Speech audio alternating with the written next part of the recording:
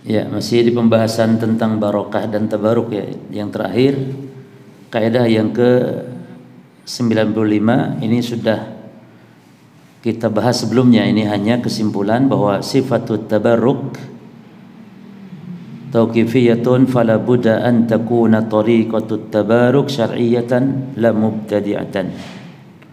Cara tabarruk ngalap berkah, tabarruk artinya talabul barakah. At-tabarruk artinya talabu al-barakah, ngalap berkah.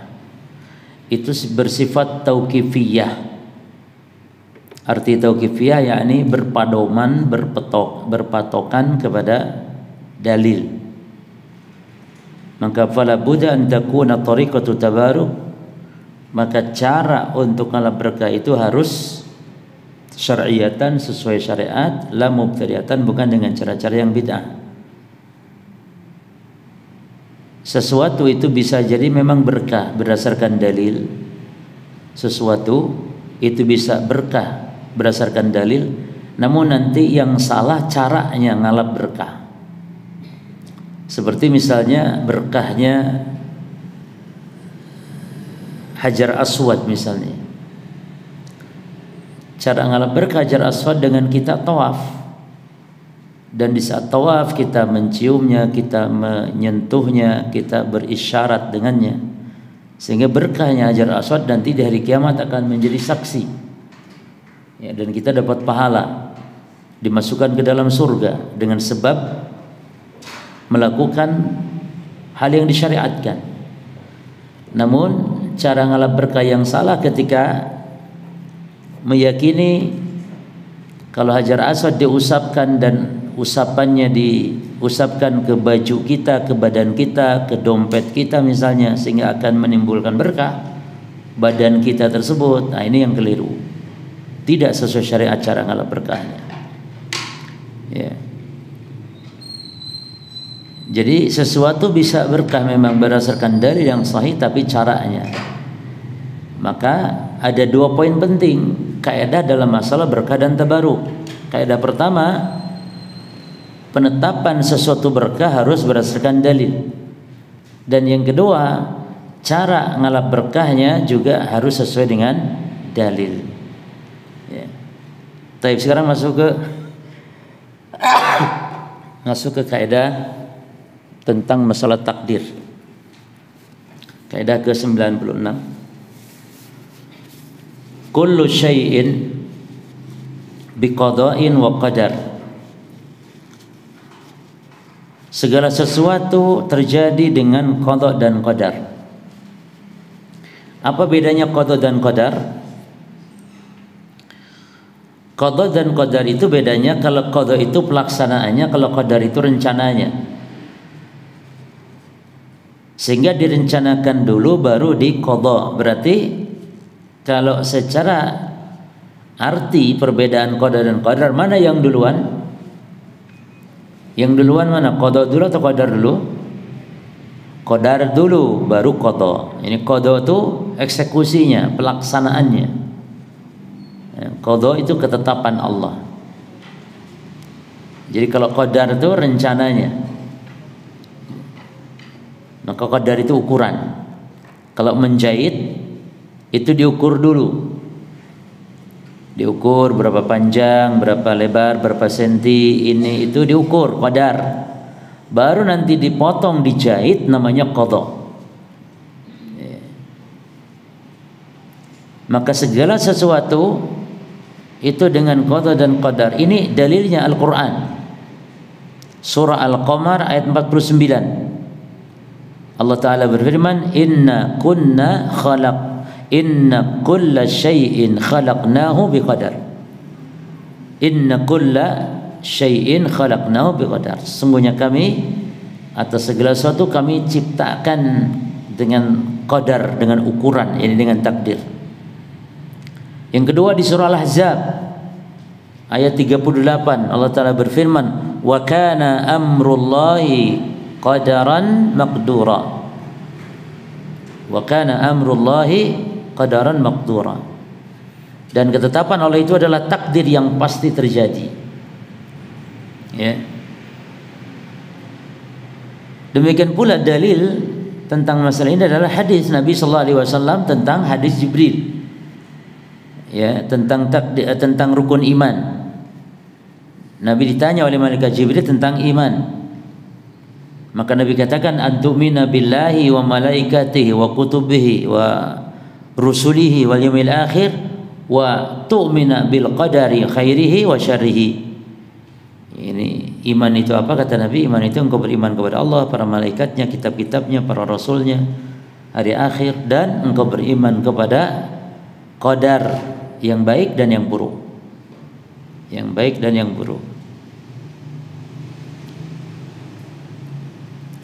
Demikian pula dalam hadis Nabi bahwa Allah telah mencatat segala sesuatu, ya, segala hal yang terjadi pada makhluknya. Kata Nabi SAW, kataballahu maqadir al-khalaiq qabla an yakhluqa as-samawati wal ardi khamsina qabla an yakhluqa as-samawati wal arda bi khamsina alf sana.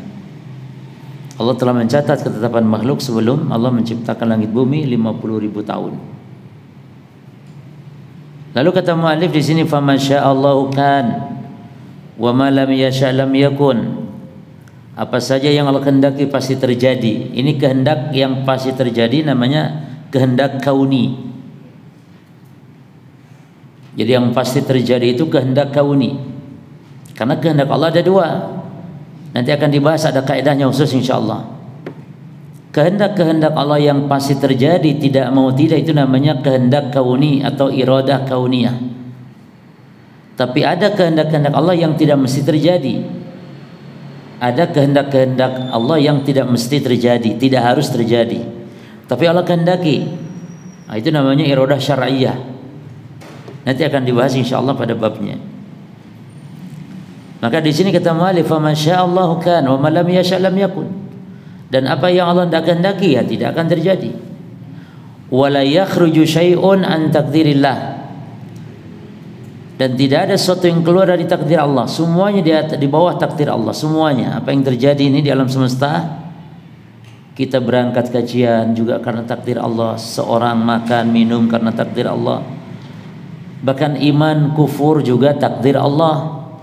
Ya, ada orang berzina takdir Allah. Jadi segala sesuatunya takdir Allah.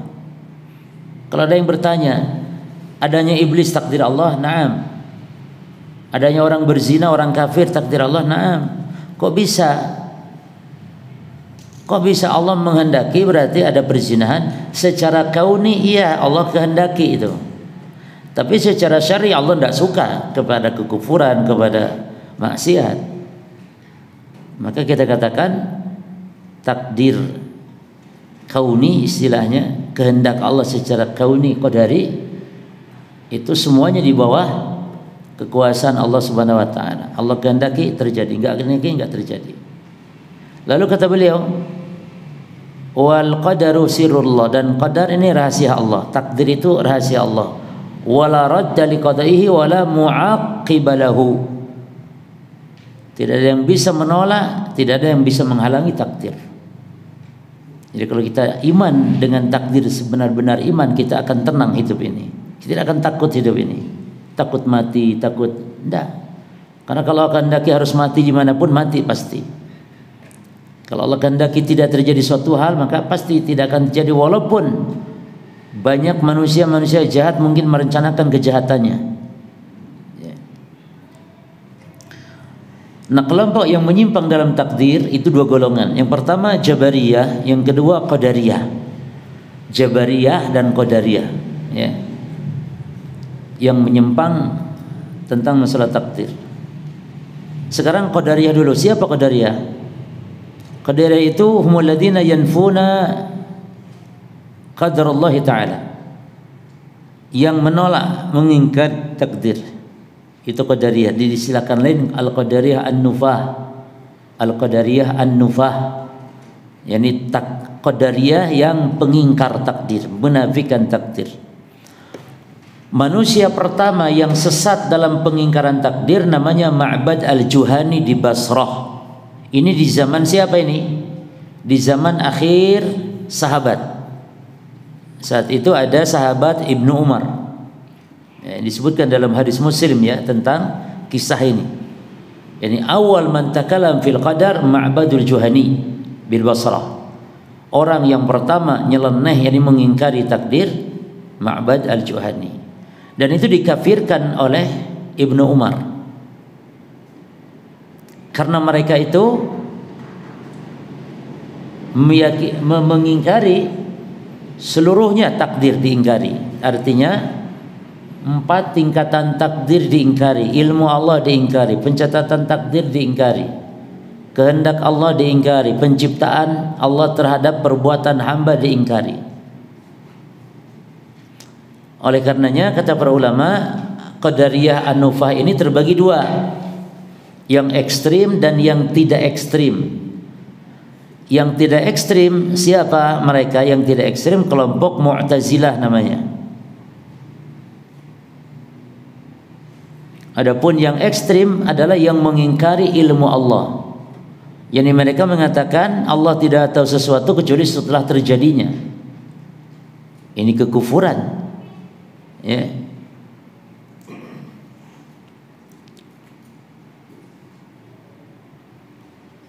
Dikatakan oleh Imam Al-Auza'i, awal man nataqa bil qadar rajulun min ahli al-Iraq yuqalu lahu Susan.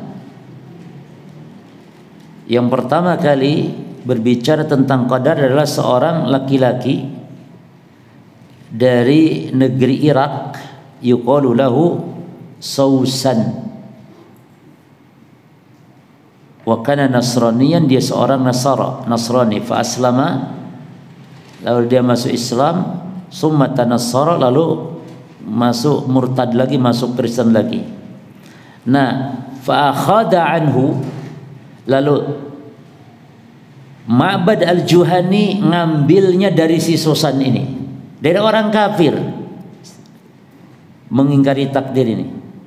Dan banyak ya ilmu-ilmu kafir ini banyak diadopsi ke negeri-negeri kaum muslimin, khususnya ilmu filsafat ya, ketika buku-buku filsafat diterjemahkan. Para filosof-filosof seperti Plato, Aristoteles dan yang semisal kalau bicara tentang alam semesta ya, dengan penemuan-penemuannya, dengan teori-teorinya, itu tidak masalah. Memang mungkin ada hal-hal yang bisa diterima. Tapi ketika dia mulai berbicara fi wara'il alam, ketika berbicara di balik itu, berbicara tentang ketuhanan dengan akal dan semisal, barulah timbul kesesatan, dan itu diadopsi oleh banyak kaum muslimin sampai sekarang yang disebut dengan ilmu filsafat itu. Sehingga ada istilah tafsir filsafat, akidah filsafat ya. Oleh karenanya Syekhul Islam menulis kitab Darut Ta'arud Aql wan Naql ya, bahwa yang pada prinsipnya tidak boleh akalnya jadikan dasar untuk berdalil dalam agama. Tapi kalau akal dijadikan sebagai pengikut yang mengikuti wahyu, boleh, karena memang pendalilan itu banyak. Dalil wahyu ada, dalil akal ada, dalil fitrah ada, dalil hissi panca indera ada ya. Tapi yang harus kita kedepankan nomor 1 jadikan imam itu dalil wahyu, dalil naql.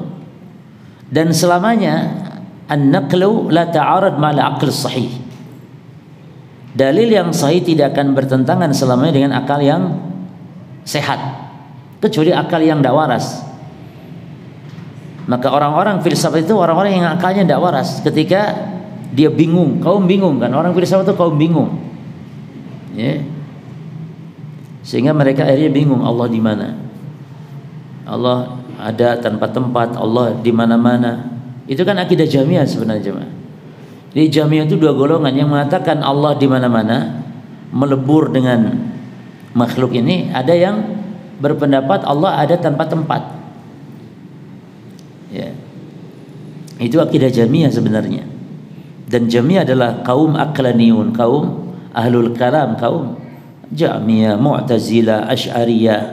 Ya, itu yang mengedepankan akal, khususnya dalam masalah penetapan masalah-masalah ketuhanan, tentang sifat-sifat Allah. Padahal akal itu tidak boleh bicara, tidak ada ruang bagi akal, la majal lil aql fi al-umur al-ghaibiyah. Ya. Contoh para jemaah, Ahlussunnah memiliki kaidah la majaz fi babi sifat. Tidak ada majaz dalam masalah sifat Allah. Majaz artinya makna pinjaman. Contoh misalnya, kenapa tidak boleh ada majaz dalam masalah sifat? Karena sifat itu perkara gaib. Sementara yang namanya majaz itu pendasaran pendalilannya adalah akal. Majaz itu dasar pendalilannya apa? Akal. Contoh, kalau saya mengatakan misalnya ra'aitu asadan yakhtubu 'alal mimbar. Saya ngomong ra'aitu asadan yakhtubu 'alal mimbar. Saya melihat ada singa berkhutbah, berpidato di atas mimbar. Menurut akal antum ya ikhwan, apakah yang dimaksud singa atau majaz? Bukan singa, tapi ada makna lain. Menurut akal antum, singa bukan? Saya melihat ada singa ceramah di atas mimbar. Menurut antum itu singa, hewan? Kenapa menurut akal antum menolak kalau itu singa beneran? Kenapa cuma? Karena antum sudah pernah melihat apa? Melihat singa dalam bentuk yang asli, pernah melihat. Coba kalau antum tidak pernah melihat singa, nggak mungkin antum ngomong gitu. Saya melihat singa naik mimbar. Kalau antum belum pernah melihat singa, anggaplah ya antum akan percaya, oh iya singa naik mimbar pidato, karena antum belum pernah melihat singa. Tapi ketika antum melihat singa adalah hewan dia yang tidak mungkin secara akal antum berpidato, maka pasti yang dimaksud singa di situ bukan singa beneran, tapi majaz, bahasa kiasan. Siapa yang dimaksud singa berarti maknanya yang di situ? Orang yang ahli, yang pandai apa jemaah? Pandai pidato, orator, ulung misalnya. Singa podium, Bung Karno disebut dulu apa katanya? Singa podium. Apa Bung Karno singa maksudnya? Bukan, maksudnya dia ahli pidato. Contoh yang lain, ra'aitu himaran yanamu fil fasli. Saya melihat ada keledai tidur di kelas. Kira-kira menurut akal antum, apakah itu keledai betul tidur di kelas? Atau santri yang memang pemalas? Apa yang dimaksud? Hah? Santri. Bukan makna dohirnya, tapi diambil kepada mana lain sebagai kiasan. Karena secara akal tidak mungkin. Nah sekarang kalau ada orang berbicara tentang sifat Allah, ketika Allah katakan Allah punya tangan, Allah punya tangan, lalu kata antum, oh enggak, itu bukan tangan tapi kiasan, ada makna lain, yaitu apa? Nikmat, nikmat atau kekuatan. Pertanyaannya, kenapa orang-orang seperti itu Asy'ariyah, kenapa menolak maksud tangan itu bukan tangan? Tapi apa katanya? Nikmat, kekuatan. Kenapa ya kawan? Karena secara akal tidak mungkin. Kan gitu. Kenapa diartikan lain? Karena secara akal tidak mungkin. Nah kenapa mereka menggunakan akal? Karena yang dalam bayangan mereka tangan itu adalah seperti tangan siapa? Seperti tangan makhluk. Makanya kaum yang menolak sifat itu secara tidak langsung terlebih dahulu telah menyerupakan Allah dengan makhluk. Ya kan? Jadi seolah-olah harusnya mereka menolak tangan itu bukan tangan tapi adalah nikmat. Apakah dia sudah melihat Allah memangnya ketika dia tolak tangan hakiki itu? Maka kita katakan majaz tidak ada dalam masalah sifat. Ya harus kita pahami dohirnya. Tangan ya tangan, wajah ya wajah. Tidak ada jadi makna lain, tidak ada. Ya, adapun apa jemaah? Tangannya Allah apakah sama dengan tangan makhluk? Allah sudah menyebutkan di Quran. Allah sudah wanti-wanti ya di Quran. Yang pertama berupa berita, laisa kamitslihi syai'. Yang kedua larangan. Larangan menyerupakan Allah. Karena kita jemaah, ada dua loh. Satu berita di Quran itu yang prinsip kita kalau terhadap berita wajib menerima. Allah itu tidak serupa dengan makhluk. Kalau Allah punya tangan, berarti mana ya tangan Allah? Tidak serupa dengan tangan makhluk. Yang kedua, larangan. Allah melarang, wala tadribul amsal. Jangan kalian membuat permisalan. Jadi jangan serupakan Allah dengan makhluk. Berita banyak kalau berita, walam yakul lahu kufuwan ahad. Terus hal ta'lam lahu samiyan, laisa kamitslihi syai'. Termasuk ayat-ayat berkaitan dilarang kita berbicara tentang Allah hal yang kita tidak ketahui. Di antara satunya apa? Di antara satunya tentang tata cara atau sifat-sifat bagaimananya sifat Allah Subhanahu wa taala. Jelas zaman. Jadi tenang. Jadi antum kalau mendapati sifat Allah yang makhluk juga punya sifat, itu antum santai. Jangan gupuh kayak ahli bid'ah. Gupuh ahli bid'ah sehingga akhirnya mosok sih? Mosok. Misalnya Allah punya mata, disebutkan matanya Allah dua, makhluk juga punya mata, matanya dua. Tenang ya akhi. Jangan langsung mosok sih, mosok, ojo mosok. Kan begitu ahli bidah itu mosok sehingga dia tolak akhirnya. Karena akalnya itu mata itu berarti kayak mata makhluk. Akalnya, otaknya. Kita nggak boleh mosok wes. Allah punya mata, tenang. Allah punya betis, tenang. Allah punya jari, tenang. Bahkan Allah hidup, makhluk juga kan hidup. Allah punya kudrah, makhluk juga punya kudrah. Allah iradah, makhluk pun iradah. Tenang ya akhi. Karena semua sifat yang Allah sebutkan yang makhluk juga punya, laisa kamitslihi syai'un. Maka kalau ada yang mengartikan istiwa itu duduk, kalau ada ya, itu juga kita tenang aja, nggak harus bingung-bingung. Karena duduknya Allah berarti apa cuma? Duduknya Allah berarti seandainya, anak kan ngomong seandainya nih. Duduknya Allah berarti tidak serupa dengan duduknya makhluk. Dimana kalau makhluk duduk di kursi, kursinya meliputi apa? Gitu. Kalau makhluk duduk di arasnya meliputi makhluk itu, kan itu. Dan arasnya lebih besar dari makhluk. Kalau makhluk duduk, aras itu singgasana. Raja-raja itu punya aras, punya singgasana, punya kursi kerajaannya. Nah kalau raja duduk di kursi, itu kalau makhluk bagaimana caranya itu? Kursinya itu meliputi kan lebih besar nih dari bokongnya, ya kan? Duduk. Allah apa begitu? Kalau jawab laisa. Apakah Allah istiwa di atas arasnya? Apakah seperti istiwanya makhluk di atas kursi? Laisa kamitslihi syai'. Jadi tenang. Kalau ada ayat-ayat sifat itu tenang, imani saja dan pahami dohirnya sebagaimana para salaf dahulu. Jadi antum itu harus tenang ya kawan. Antum itu punya imam. Orang kan ngomong Wahabi ini nggak punya imam kecuali Ibnu Taimiyah tok. Subhanallah. Lalu kita kalau kaji kitab-kitab akidah, kitab tauhid itu punya siapa? Bukan punya Ibnu Taimiyah.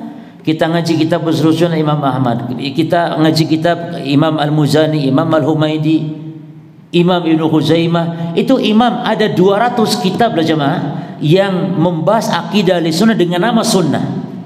Usul sunnah, syarah sunnah, itu kan kitab ulama-ulama salaf itu. Itu imam kita, itu ratusan imam kita, bukan Ibnu Taimiyah, bukan Dul Wahab. Mereka kan saking benci ngomong Dul Wahab katanya. Bukan, mereka diantar sederet ulama-ulama yang telah ngikut kepada imam-imam salaf. Termasuk nanti antum, termasuk anak cucu kita sampai hari kiamat. Jadi kita tuh justru akidah yang dipegang oleh mayoritas. Bukan mayoritas Indonesia, bukan. Mayoritas ulama dari zaman ke zaman, mayoritas akidah kita itu. Yang mengatakan Allah istiwa di atas aras, yang mengatakan Allah di atas langit, yang Allah punya tangan, Allah punya wajah. Itu akidah mayoritas ulama salaf dan imam-imamnya ada, kitabnya ada. Ratusan kitabnya jemaah. Dan kita mengaji kitab itu. Imam Mujafar Tahawi, kita ngaji kitab Aqidah Tahawiyah, itu imam kita itu. Ya. Justru mereka tidak memiliki imam salaf yang akidahnya Allah di mana-mana, yang mengatakan Allah tidak punya tangan, Allah tidak punya wajah, ya. Karena kata mereka tangan itu bukan tangan tapi nikmat kekuatan. Ya. Jadi antum ini punya salaf, tenang, antum punya salaf. Imam Malik Itu salaf kita dalam masalah akidah. Imam Syafi'i salaf kita dalam akidah. Makanya kita dengan Syafi'i sama akidahnya. Syafi'i menyatakan Allah itu fis sama.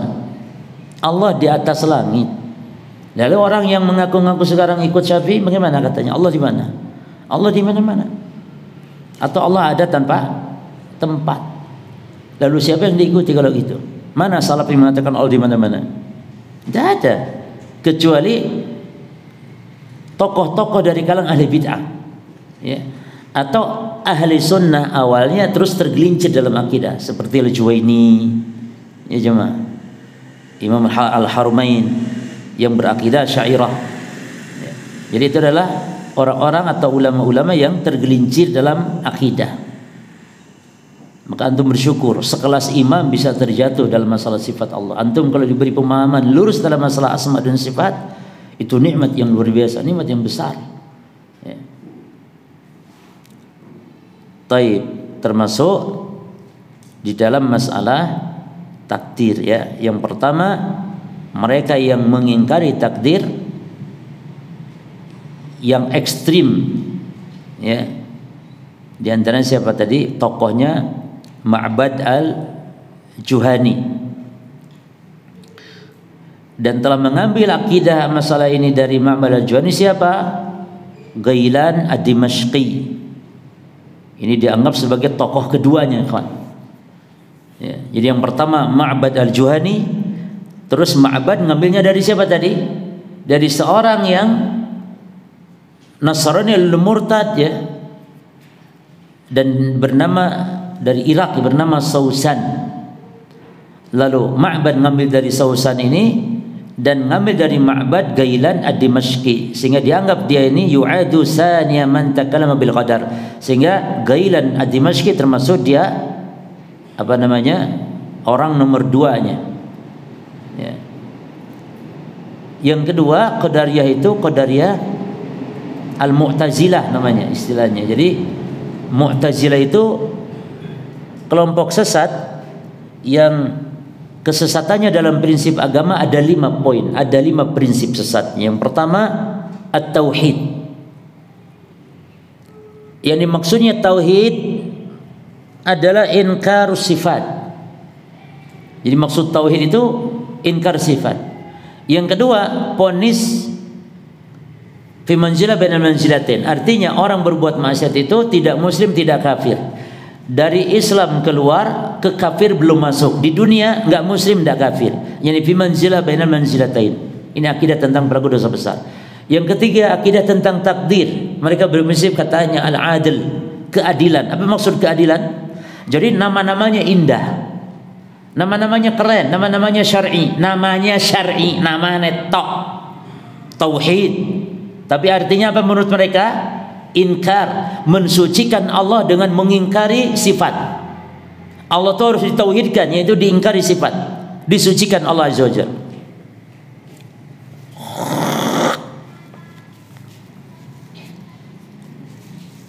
Yang kedua, orang berbuat dosa besar di dunia, kalau menurut antum orang berbuat dosa besar itu apa ya kawan? Orang pezina, pelacur, menurut antum apa dia? Muslim naqisul iman. Antum tidak boleh mengatakan muslim yang sempurna iman, enggak boleh. Itu akidah Murji'ah. Tidak boleh pula muslim yang kafir atau kafir, enggak boleh juga. Itu akidahnya Khawarij. Atau antum katakan seperti Mu'tazilah, enggak muslim, enggak kafir, enggak boleh. Tapi antum tengah-tengah dari semua kelompok itu, antum katakan apa? Ada 3. Pertama, antum katakan muslim mukmin naqisul iman. Atau yang kedua, al-fasiq al-milli. Al-fasiq al-milli. Orang fasik tapi masih dalam millah, dalam koridor agama. Fasik tapi tidak keluar dari agama. Itu disebut al-fasiq al-milli. Ya. Jadi muslim yang kurang iman. Atau mukmin bi imanihi fasikun bi maksiatihi. Jadi kita harus campurkan, ya mukmin ya fasik.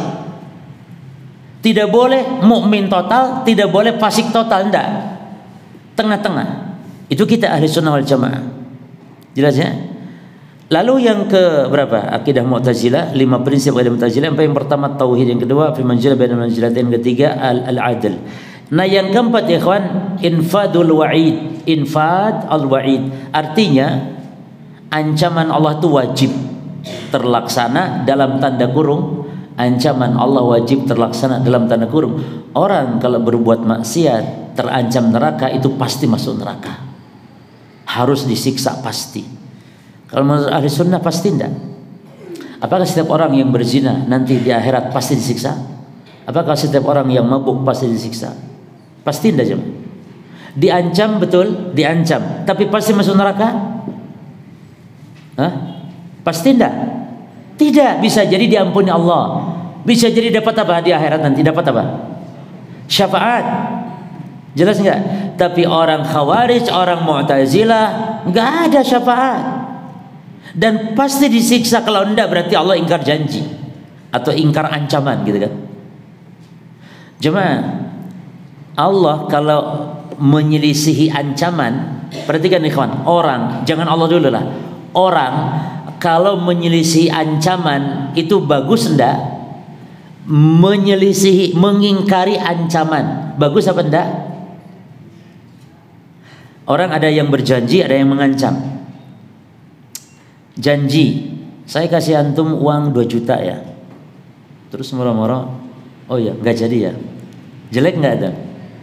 Mengingkari janji jelek nggak? Jelek. Tapi kalau mengancam, kamu tak hukum berdiri di kelas 1 jam. Terus moro-moro, ya sudahlah, nggak jadi, kasihan, nggak jadi. Nah, nggak jadi ancaman ini bagus tidak? Bagus. Maka Allah ketika nggak jadi mengancam masuk neraka, tapi malah diampuni oleh Allah, ini fadlun minallah wa karam minallah. Itu karunia dari Allah. Yang jelek itu kalau sudah menjanjikan surga tapi nggak jadi, itu baru jelek. Maka Allah tidak pernah ingkar apa Allah? Allah ini tidak pernah ingkar apa jemaah? Ingkar ancaman atau ingkar janji? Innallaha la yukhlifu al-mi'ad. Allah tidak ingkar mi'ad. Apa mi'ad?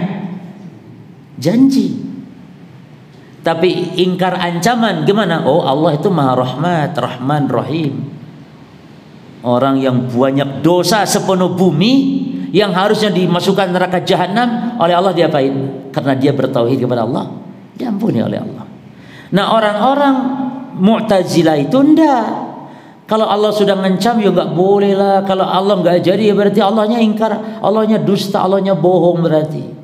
Sehingga kalau ada orang berbuat dosa, kalau mati belum tobat itu pasti harus itu. Dan naudzubillah lagi kata mereka, dan kekal. Tuh. Jadi pasti disiksa dan harus kekal, karena mereka tidak meyakini orang ada keluar dari neraka. Tidak yakin mereka. Jelas ini. Akidah siapa ini? Wa'idiyah, Khawarij dan Mu'tazilah. Wa'idiyah dari kalangan Khawarij dan Mu'tazilah. Mudah-mudahan antum tidak bingung, karena anak itu sering mengulang-ulang Jahmiyah, Mu'tazilah, Jabariyah, Qadariyah, firqah-firqah sesat. Diulang-ulang akidahnya apa gitu ya. Makanya kadang sekali tidak paham, 2 kali nggak paham, ya tidak apa-apa, sabar, semua penting ngaji terus, ojo putus asa. Walaupun tidak paham-paham apa-apa, yang penting ojo berkah. Tapi ya mau sore nggak paham-paham ya, antara Jahmiyah, Mu'tazilah. Jadi ikhwan, caranya gini. Kelompok sesat itu, poin akidah itu antum lihat di poin takdir, di poin iman, gitu loh kawan, di poin pelaku dosa besar, di poin apa lagi, di poin sahabat, gitu. Itu nanti ada kelompok yang ekstrim kiri, ekstrim kanannya. Di poin takdir ada yang sesat 2, ekstrim kiri, ekstrim kanan. Di poin iman, ekstrim kiri, ekstrim kanan, begitu. Dan kita selalu ahli surah di mana? Di tengah-tengah, di semua. Jadi antum hafalkan dulu poin-poinnya. Di poin iman, gitu loh. Maka dibahas dalam kitab akidah bahwa ahlul sunnah itu wasat. Ahlul sunnah wasat itu di antara firqah-firqah sesat. Di poin iman, pertengahan antara Wa'idiyah dan Murji'ah. Di poin iman. Di poin pelaku dosa besar antara Wa'idiyah dan Murji'ah juga. Di poin takdir antara Jabariyah dan Qadariyah. Di poin sahabah antara Syiah dan Khawarij. Demikian.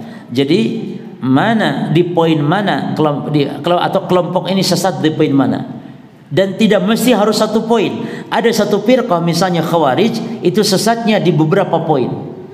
Yang paling rusak dan paling banyak poinnya adalah Jahmiyah bin Safwan. Di banyak poin, banyak. Di asma wa sifat, di tentang takdir, di tentang iman, di tentang banyak sekali.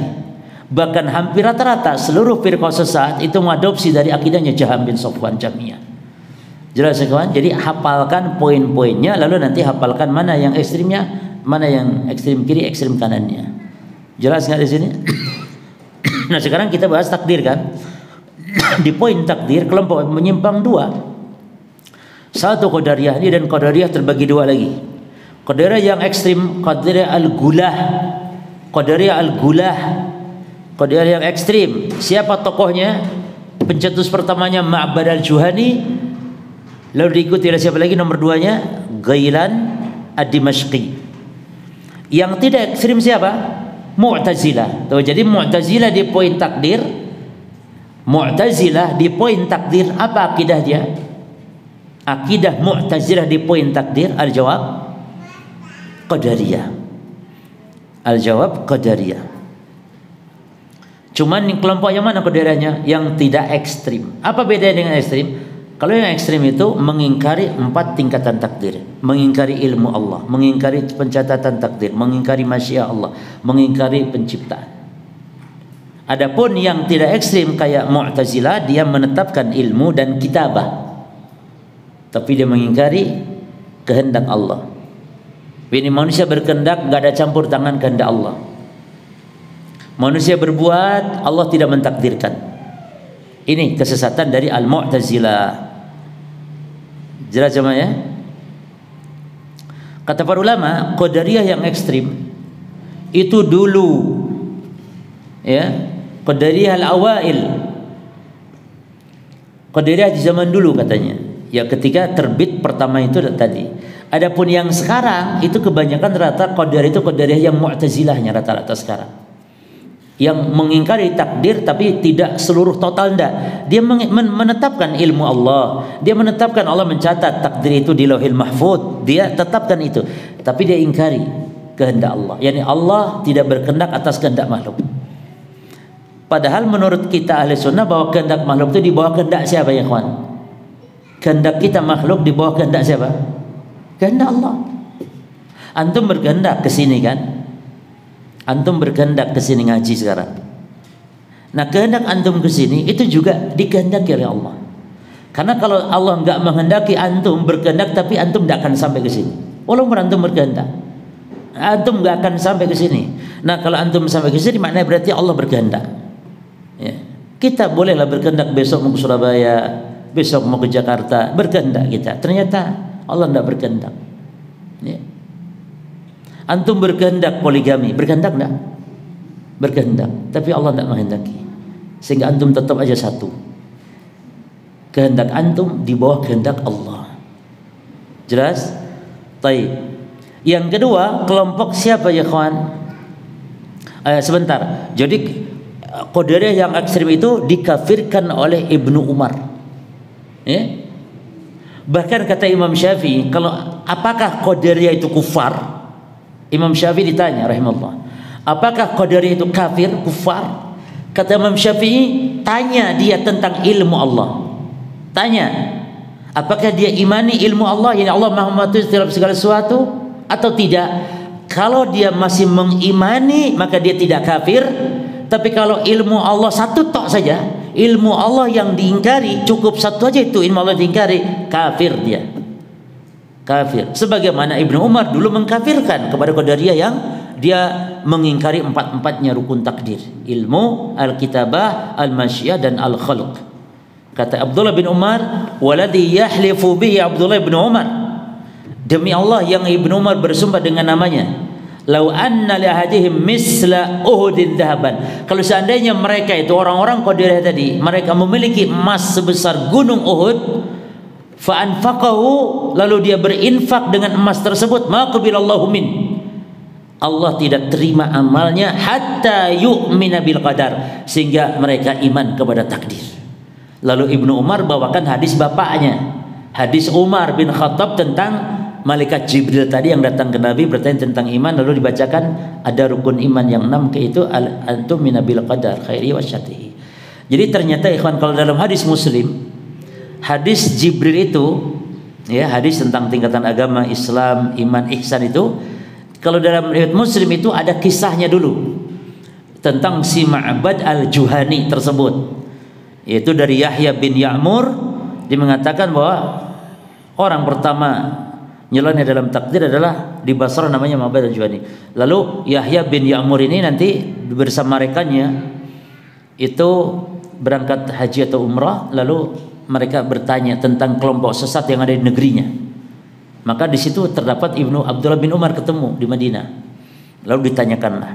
Nah, ini menunjukkan apa ya kawan, bahwa para tabi'in tidak sembarangan memponis suatu penyimpangan atau memponis suatu kelompok sehingga tanya kepada guru, kepada orang yang lebih alim. Tabi'in Yahya bin Ya'mur tidak langsung main memponis, tidak, tapi tanya kepada Ibnu Umar. Ya. Lalu Ibnu Umar mengkafirkannya, maka dia pun mengkafirkannya. Baik para ikhwan, yang ke berapa? Yang ke 2,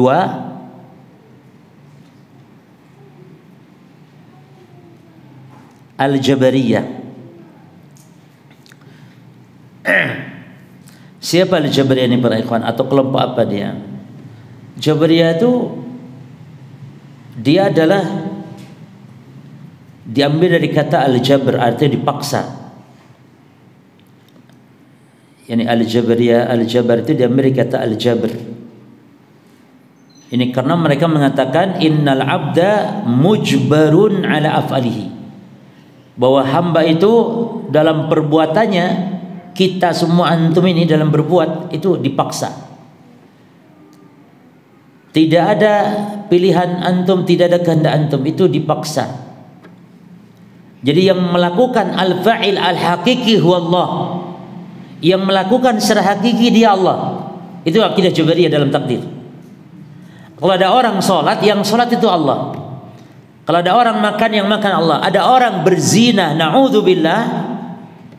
Ada orang berbuat maksiat, na'udzubillah. Yang maksiat siapa katanya? Allah. Tujuan mereka bagus. Kalau masalah niat ya ikhwan, semua niat itu bagus semuanya. Enggak ada niat, masalah niat ahli bidah itu nomor 1, masalah niat ikhlas karena Allah. Ikhlas bagus tujuannya. Jahmiyah mengingkari sifat, tujuannya bagus, ingin mensucikan Allah. Ingin mensucikan Allah, tapi kebablasan, salah. Ya. Demikian pula Jabariyah ingin menunjukkan Allah berkuasa atas segala sesuatu. Berarti semuanya kita ini ditakdirkan Allah. Ini kalau Jabariyah itu kita ibarat wayang. Kita gerak murni, yang menggerakkan adalah bukan wayang. Tapi keliru ya. Nanti kalau wayang, nanti Allah disangkanya dalang kan gitu. Sehingga Allah disebut sutradara kan gitu katanya. Allah itu sutradara agung. Ini keliru ya kawan. Cuman maksud ana mengatakan demikian, ya ini gerak kita tidak bisa gerak sama sekali. Tapi Allah Ta'ala, adapun ahli sunnah nanti tengah-tengah ya kawan. Ahli sunnah tengah-tengah. Memang dari satu sisi kita ini dipaksa, karena kita tidak bisa keluar dari takdir kan. Betul tidak? Tapi Allah memberi kita kehendak, kemampuan.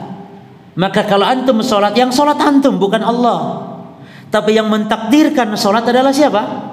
Allah Azza wa Jalla. Nanti akan kita bahas itu insya Allah tentang af'alul ibad, tentang perbuatan-perbuatan hamba. Itu ada kaidahnya insya Allah. Nah, yang penting antum harus tahu kelompok Jabariyah ini dan siapa mereka ini. Di antaranya yang paling rusak adalah Jaham bin Safwan. Jadi Jahmiyah ini dalam masalah takdir, Jahmiyah dalam masalah takdir adalah akidahnya apa? Jabariyah. Jaham bin Safwan. Berarti Jabariyah itu adalah yang ekstrim dalam menetapkan takdir. Ya. Hatta ankaru ayyakuna lil 'abdi fi'lun haqiqatan. Sampai-sampai mereka mengingkari bahwa hamba memiliki perbuatan yang nyata. Kalau menurut kita hamba sholat, perbuatan nyatanya siapa di situ? Hamba. Tapi kalau kata Jabriyah, takdirnya dan perbuatan nyatanya Allah. Dua-duanya nih, ya Allah yang menciptakannya, Allah yang mentakdirkan, dan juga Allah yang berbuatnya, bukan hamba. Gimana coba? Apa ndak sesat itu? Makanya Qadariyah cari selamat dari Jabariyah. Gitu loh. Mereka tuh lari dari harimau, lari dari mulut apa coba? Lari dari mulut buaya masuk ke mulut harimau istilahnya. Orang-orang Qadariyah tuh nggak mau Jabariyah ini sesat. Masya Allah yang berzina, naudzubillah, Jabariyah ente sesat Jabariyah. Yang betul kami hamba berbuat, enggak ada campur tangan Allah. Maka kalau hamba berzina, yang berzina bukan Allah tapi hamba. Maka Allah enggak ada pentakdiran sama sekali kepada hamba. Ini juga sesat. Karena hamba berzina atas takdir siapa? Siapa yang mentakdirkan di alam semesta, ya kawan? Allah. Tapi yang berbuatnya loh siapa? Kalau hamba berzina atau hamba beribadah, ya hamba itu sendiri. Jelas ya? Maka kita ahli sunnah tengah-tengah. Apa yang dipahami benar oleh Jabariyah dan apa yang dipahami benar oleh Qadariyah kita gabungkan jadi satu. Dan yang sesat dari Jabariyah kita buang, yang rusak dari Qadariyah juga kita buang. Inilah akidah ahli sunnah dalam segala poinnya. Begitu ikhwan. Maka ahkum ahlul wasat. Ahli sunnah kelompok yang adil, pertengahan. Jelas nggak nih kawan antara Qadariyah dengan Jabariyah? Berarti manusia dalam masalah takdir ada berapa golongan secara umum? 3. 1 Qadariyah, 2 Jabariyah, 3 ahlu sunnati wal jamaah.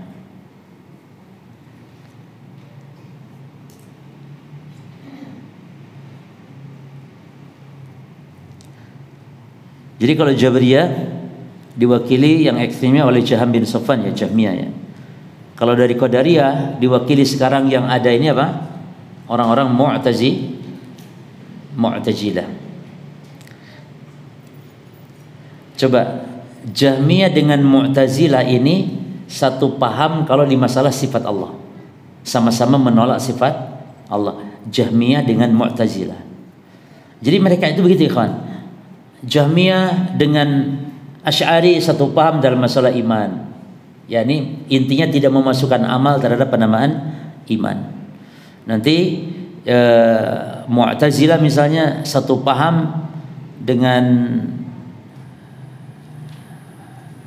atau Mu'tazilah dalam masalah takdir dia pengingkar takdir, bertolak belakang dengan Jahmiyah rekannya ketika di poin asma wa sifat, ketika di poin sifat-sifat Allah ya. Jadi intinya 3 golongan ya, Jabariyah, Jahmiyah, Qadariyah, Mu'tazilah, dan Ahlussunnah wal Jamaah. Yang ke-97 Al-Qadariyatu, kaidah yang ke-97, Al-Qadariyatu majus hadhil ummah. Qadariyah itu majusinya umat ini. Ini berdasarkan hadis Nabi dengan sanad hasan li ghairihi, riwayat Abu Dawud. Hadisnya tidak sahih benar tapi hasan li ghairihi. Hadis riwayat Abu Dawud dari Ibnu Umar, di mana Nabi SAW bersabda,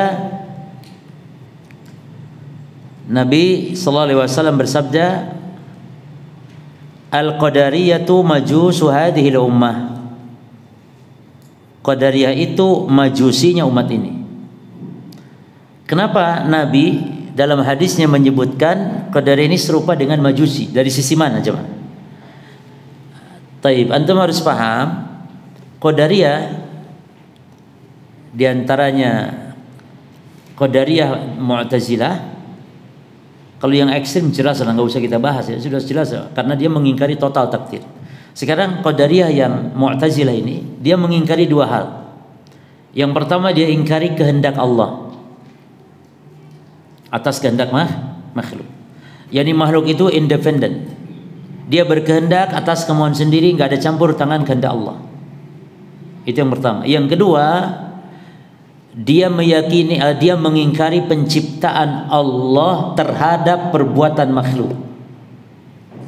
Artinya kalau ada makhluk yang berbuat, itu yang menciptakan perbuatan itu ya makhluk itu sendiri, bukan Allah. Kenapa mereka ingkari ini, jemaah? Karena kalau meyakini Allah yang berbuat menciptakan perbuatan makhluk, berarti ini dolim sama Allah. Berarti Allah menciptakan orang berzina, ini dolim, nggak boleh kata mereka. Ya. Padahal berjamaah, Allah mentakdirkan orang kufur, orang berzina, iblis dan semisal itu kan karena ada hikmah di balik itu, betul tidak? Karena ada hikmah di balik itu. Qadariyah tidak mau, dolim pokoknya. Bagaimana mungkin Allah mentakdirkan, Allah menciptakan perbuatan hamba? Sementara kita ahli sunnah ngotot sekali itu karena dasarnya Quran. Karena Allah telah berfirman di dalam Quran bahwa Allah yang khalaqakum wa ma ta'malun. Allah yang menciptakan kalian dan apa yang kalian perbuat Allah yang ciptakan. Bukan hanya kita yang diciptakan Allah, gerak kita diciptakan Allah, jemaah. Sifat-sifat kita diciptakan Allah, jasad kita diciptakan Allah. Antum dari rumah datang ke sini yang ciptakan Allah. Antum bergerak dari rumah ke sini yang menciptakan, yang mentakdirkan Allah. Taib. Lalu dari sisi mana kesamaan Qadariyah dengan Majusi? Nah, kita bahas. Majusi itu orang yang meyakini bahwa di alam semesta ini ada dua pencipta. Ada dua pencipta. Itu yang menjadi pokoknya. Majusi meyakini ya bahwasanya makhluk itu memiliki dua pencipta. Bi annal alam lahu khaliqan. Alam semesta atau makhluk ini memiliki dua pencipta. Pencipta pertama an-nur, yakhluqu al-khair. Pencipta pertama adalah cahaya. Yang cahaya ini menciptakan yang baik-baik. Wa al-khaliqus tsani, pencipta yang kedua, al-zulmatu, kegelapan. Wa huwa alladhi yakhluqu atau hiya allati takhluqu, yang kegelapan ini menciptakan asyarra, keburukan. Jelas? Ini agama siapa? Majusi. Lah, sisi samanya dari Qadariyah apa? Qadariyah pun meyakini ada dua pencipta. Yang pertama Allah, pencipta alam semesta dan pencipta manusia. Yang kedua, siapa yang bisa? Apa? Pencipta yang kedua. Tadi disebutkan akidahnya Qadariyah. Yang kedua siapa? Makhluk menciptakan apanya? Perbuatannya sendiri. Makhluk, yani yang menciptakan perbuatan antum kata Qadariyah adalah antum sendiri. Nah, berarti ada berapa pencipta sekarang? Dua. Allah pencipta langit bumi dan pencipta manusia. Yang kedua manusia yang menciptakan perbuatannya. Sehingga disebutlah sebagai Majusi umat ini. Kaidah berikutnya, masyiatullah masyiatun takdiriyatun ibtidaiyatun. Kehendak Allah itu kehendak yang bersifat penetapan takdir. Ibtidaiyatun merupakan dasar pokok. Wa masyiatul abdi, sementara kehendak hamba itu masyiah yang sifatnya tabi'iyah, sifatnya mengikuti. Yani kehendak makhluk mengikuti kehendak Allah. Mana dalilnya di Quran? Banyak sekali di Quran. Contoh, wa ma tasyauna illa ayyasha Allah. Wa ma tasyaun, tidaklah kalian berkehendak illa kecuali an yasha Allah, kecuali atas kehendak Allah. Berarti pada lafaz wa ma tasyaun ditetapkan makhluk punya kehendak. Ini bantahan kepada Jabariyah. yang mengatakan makhluk tidak punya kehendak. Lalu pada lafaz illa an yasha Allah ditetapkan kehendaknya makhluk di bawah kehendak Allah, menetapkan Allah berkehendak atas terhadap kehendaknya makhluk. Ini bantahan kepada siapa? Qadariyah yang mengatakan Allah tidak berkehendak atas kehendaknya makhluk. Maka ini ayat dipegang oleh ahli sunnah dua-duanya berarti. Makhluk punya kehendak berdasarkan firman-Nya wa matasyaun, dan kehendak makhluk di bawah kehendak Allah karena Allah berfirman illa an yasha Allah. Surah apa itu? Surah apa itu? Takwir ya, surah Takwir. Apalagi contohnya?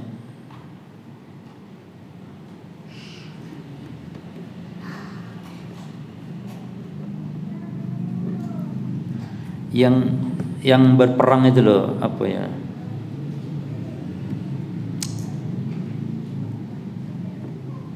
Surat apa itu? Yang makhluk mereka saling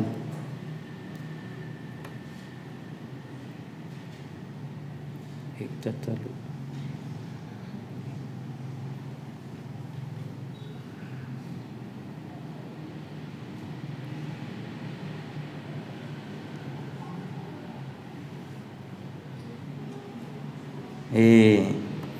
Surah apa ini? Al-Baqarah 253. Walau sya'allahu maktatalu. Kalau Allah berkehendak gitu ya, mereka tidak akan saling iktatalu ya. Atau walau sya'allahu maktatalu. Walakin Allah yaf'alu ma yurid. Apakah manusia saling berperang dikehendaki oleh mereka menghendaki? Tidak. Nah, mereka menghendaki. Tapi kehendak mereka juga di bawah kehendak Allah Subhanahu wa taala. Walau sya'allahu maqtatalu walakin Allah yaf'alu ma yurid. Kalau Allah berkehendak, mereka tidak akan berperang. Tapi Allah taala melakukan apa yang Allah kehendaki. Jadi para sahabat itu sebenarnya tidak mau berperang karena namanya perang itu kan memang keburukan. Tapi akhirnya mereka berperang. Nah, mereka berperang itu atas kehendak siapa Pak Ikhwan? Atas kehendak siapa? Atas kehendak Allah. Sebab kalau Allah tidak berkehendak, tidak akan peperangan terjadi. Tapi Allah melakukan yang Allah kehendaki. Ini Allah menghendaki mereka untuk berperang. Jadi para sahabat berperang atau para kaum muslimin ketika berperang sesama mereka ya, itu mereka kehendaki, buktinya mereka perang. Tapi kehendak mereka juga di bawah kehendak siapa? Kehendak Allah Subhanahu wa taala. Dalil yang sangat tegas tadi surat Takwir. Wa ma tasyauna. Bukan betul Takwir dah. Hah? Wa ma tasyauna illa an yasha Allahu rabbul alamin. Surah apa itu?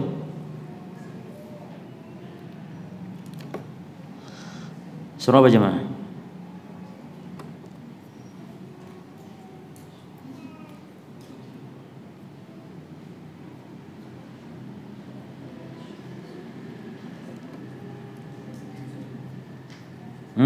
Surat apa?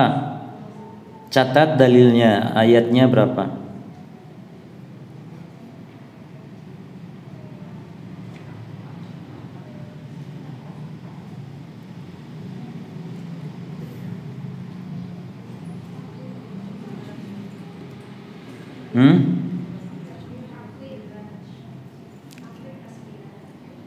Surah apa? At-Takwir 29. Taib. Itu dalil atas apa itu? Bahwa makhluk punya kehendak, namun kehendak makhluk di bawah kehendak siapa? Di bawah kehendak Allah. Jadi tidak menyendiri seperti Qadariyah dan tidak seperti Jabariyah bahwa makhluk enggak punya kehendak. Makhluk punya kehendak. Tapi nanti masuk ke kaidah 99 ya. Masih pembahasan tentang takdir. Jadi kaidah takdir ini penting sekali. Insya Allah dengan antum memahami kaidah-kaidah takdir ini, antum yang selama ini mungkin agak bingung tentang masalah takdir, ya, insya Allah ada sedikit gambaran, ada sedikit pencerahan insya Allah. Kita lanjut nanti. Ya, kita masuk ke kitab Al-Mulakhas bi syarh kitab at-tauhid.